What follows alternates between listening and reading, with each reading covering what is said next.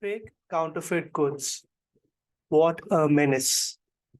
The production and sale of counterfeit goods is the most serious violation of intellectual property laws. The term counterfeit means duplicate. Counterfeit goods are therefore replicas or fake products which look exactly like the real ones. They are also sold under the same exact brand name with localized logos and packaging. They are mostly of inferior quality and made to look like goods of other brands to deceive customers. Sellers of counterfeit goods are called counterfeiters. Counterfeits is another word for counterfeit or duplicate goods.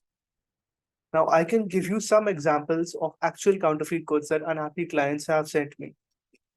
Cigarettes, soft drinks, or even essential items like atta. Yes, atta. Just imagine how dangerous that is. Consuming fake, low quality atta. And for all of you smokers out there listening, there's nothing more deadly than smoking fake cigarettes.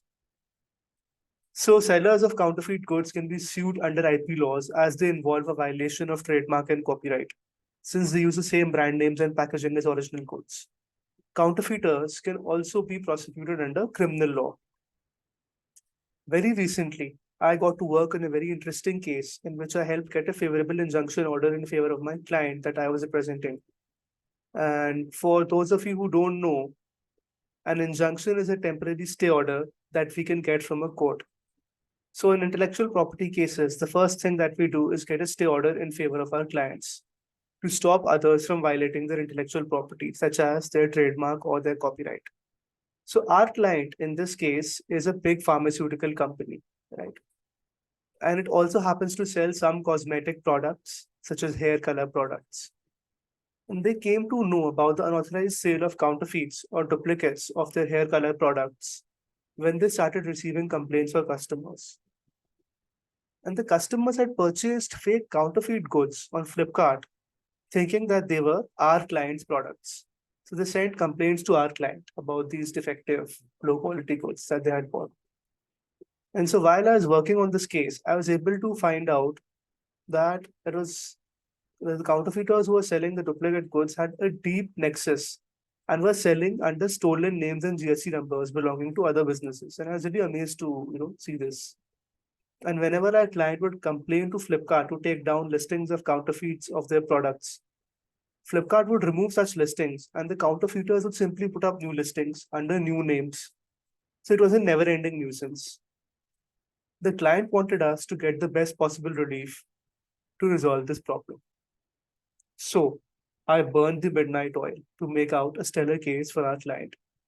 And when we appeared before the court, we explained how customers experienced adverse reactions from the use of low quality counterfeit duplicate goods.